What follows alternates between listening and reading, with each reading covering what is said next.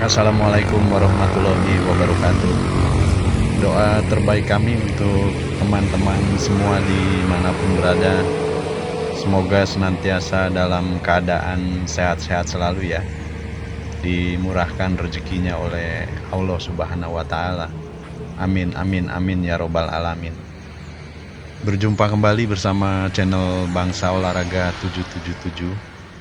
Kali ini kami ingin berbagi informasi atau mengupdate masih dari seputar Stadion Kanjuruhan yang kita sudah ketahui bersama di media mainstream bahwa Stadion Kanjuruhan dinilai belum layak. Oleh karenanya kami juga ingin menyampaikan informasi yang sebenarnya juga sudah beredar di media mainstream maupun di media sosial lainnya perihal fakta-fakta dari Stadion Kanjuruhan yang sudah dinyatakan selesai per 31 Desember 2024 yang lalu. Yang pertama kami kutip dari suarasurabaya.net dengan judul Stadion Kanjuruhan disebut sudah sesuai standar FIFA dan siap gelar laga internasional. Dodi Hanggodo selaku Menteri PU menyebut keseluruhan kondisi Stadion Kanjuruhan sudah ditinjau langsung oleh FIFA dan PSSI ketika proses renovasi masih berjalan. Sudah dicek oleh FIFA dan tentunya kalau FIFA sudah maka PSSI juga sudah. Untuk standar yang ada sudah sesuai dengan ketentuan dari FIFA. Demikian disebutkan oleh Menteri PU Bapak Dodi Hanggodo. Dan untuk hal ini link newsnya kami sertakan di deskripsi teman-teman ya. Jadi bagi yang ingin mengecek link newsnya kami sudah tautkan di deskripsi video ini.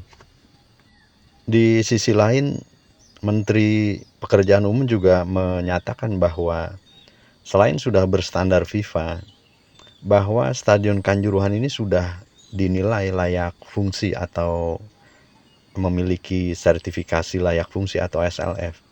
Dan ini sudah sesuai dengan SNI kita sendiri. Sudah diverifikasi Komisi Bangunan Indonesia juga. Jadi sudah tahan gempa dan layak.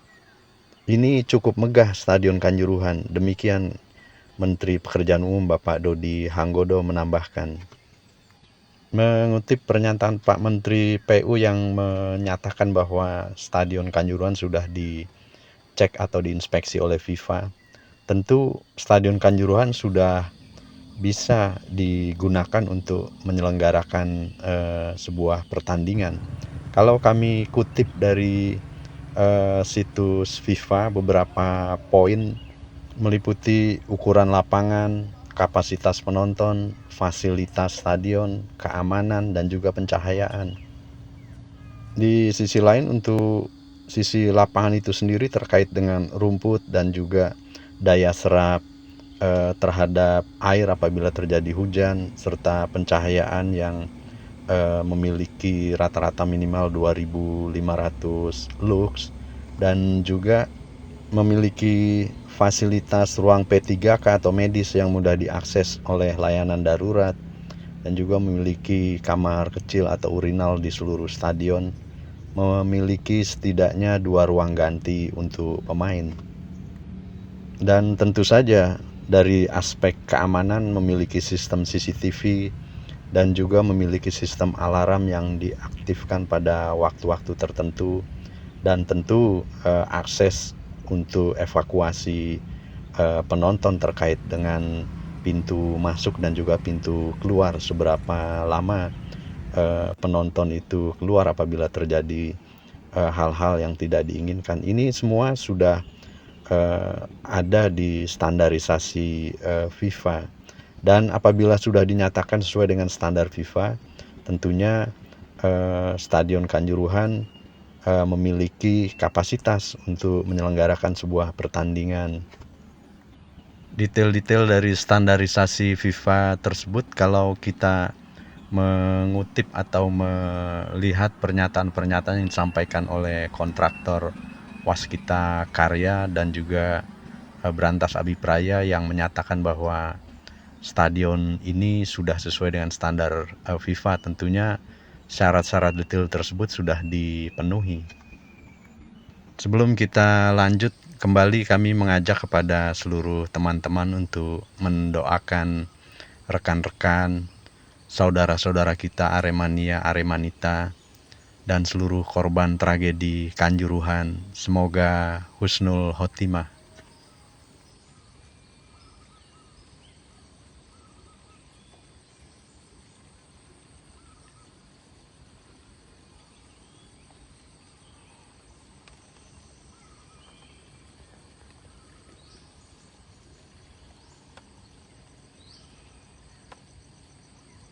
Kembali ke informasi perihal kelayakan Stadion Kanjuruhan, kami kutip dari jawapos.com dengan judul Polda Jatim menyatakan Stadion Kanjuruhan belum layak pakai. Banyak ruangan masih kosong melompong.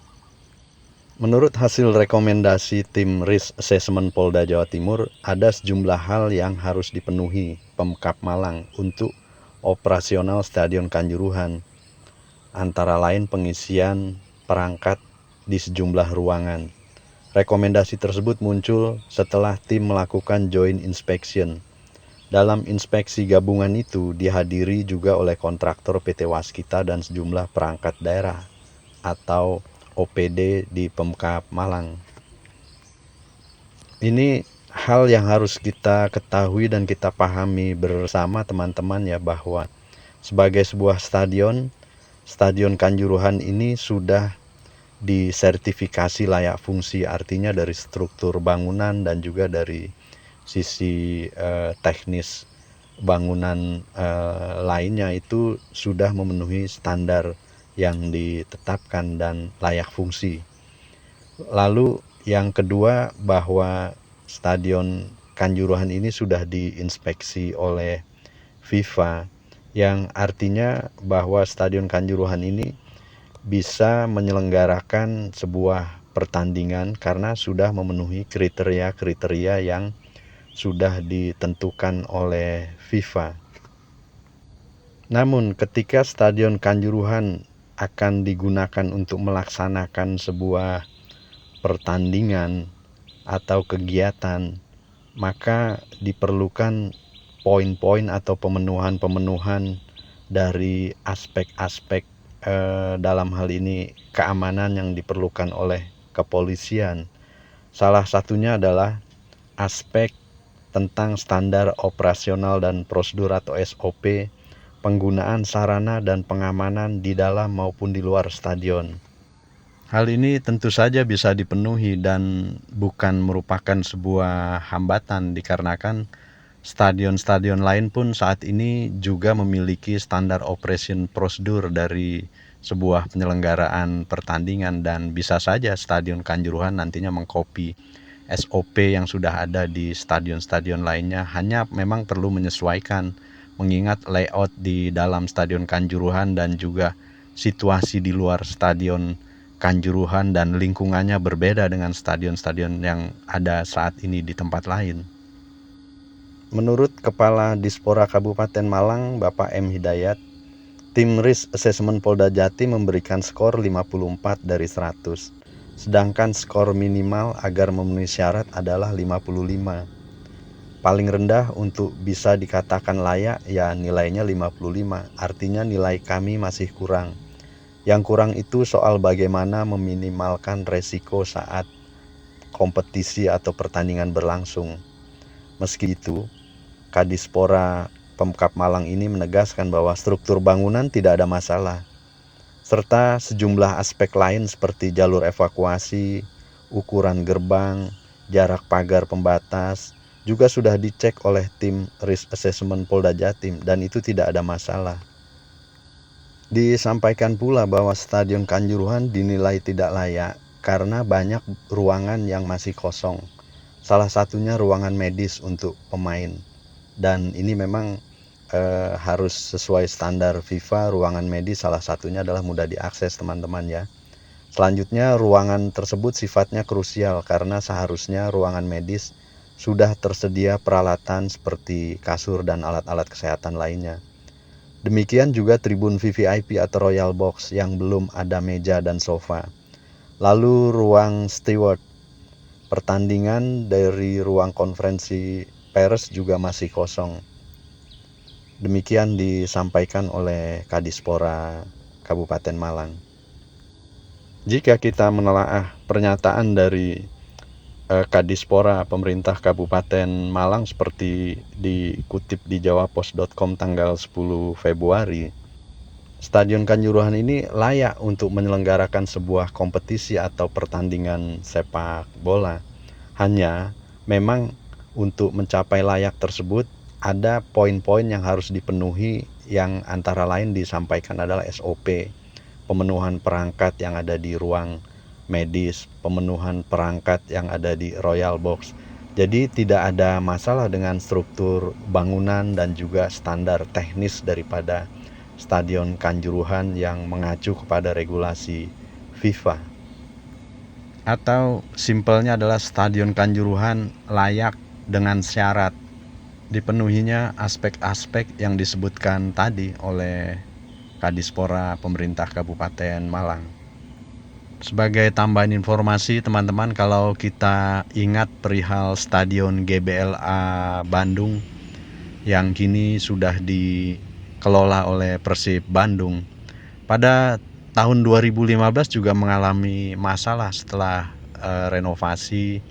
Ternyata ada masalah terkait dengan struktur bangunan seperti pernyataan di gambar ini teman-teman ya, dari pihak kepolisian pada saat itu.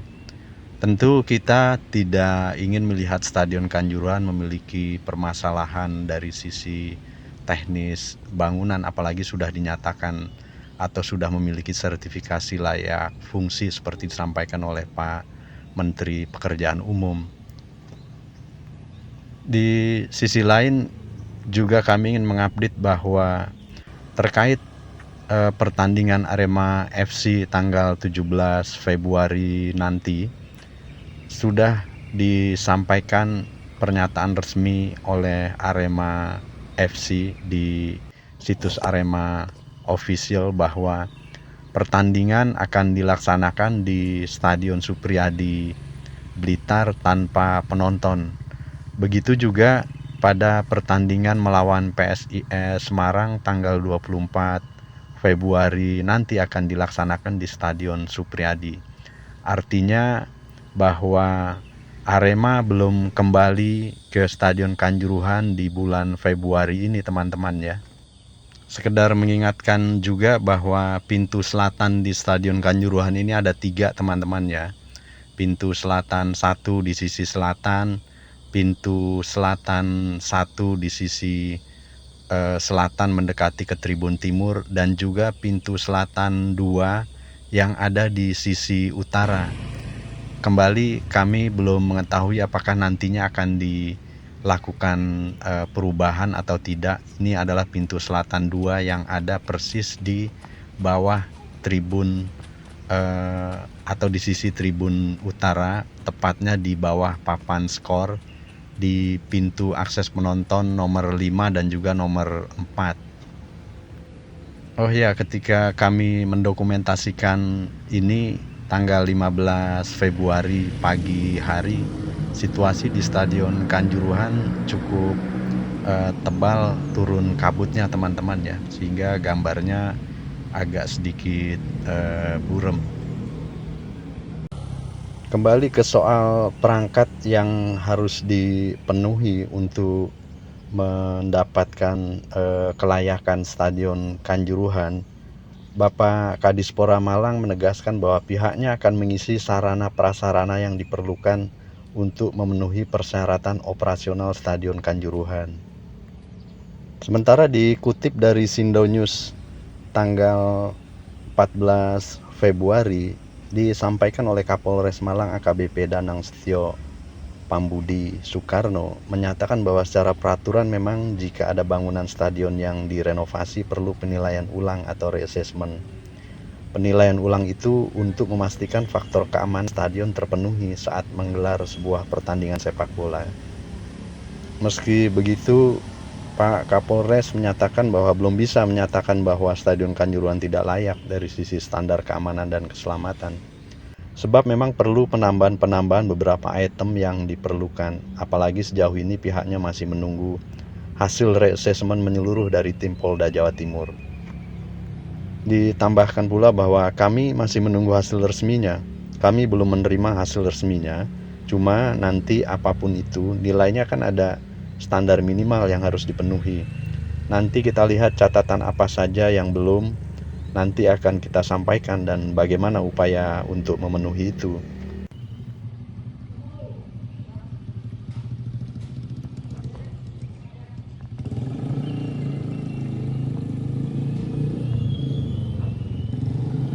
Jadi begitu teman-teman ya, kita tunggu informasi resminya setelah beberapa item seperti disampaikan oleh Pak Kadispora akan dipenuhi, terutama di poin-poin yang sudah disampaikan tadi di ruang medis dan juga di ruang konferensi pers serta di Royal Box. Kita akan lihat hasil daripada reassessment kembali ke depannya. Semoga Stadion Kanjuruhan yang sudah dinyatakan layak fungsi dan juga sesuai dengan standar FIFA ini bisa digunakan kembali dan masyarakat bisa kembali menyaksikan kegiatan-kegiatan olahraga di Stadion Kanjuruhan pasca direnovasi yang selesai pada 31 Desember 2024. Demikian teman-teman, terima kasih telah menyaksikan video-video kami dan jangan lupa subscribe dan komen serta mengingatkan kembali jangan terpengaruh judi online yang banyak atau masif menyerang di kolom-kolom komentar kami. Semoga teman-teman selalu dalam keadaan sehat-sehat dimanapun berada ya. Sampai jumpa pada video-video kami selanjutnya.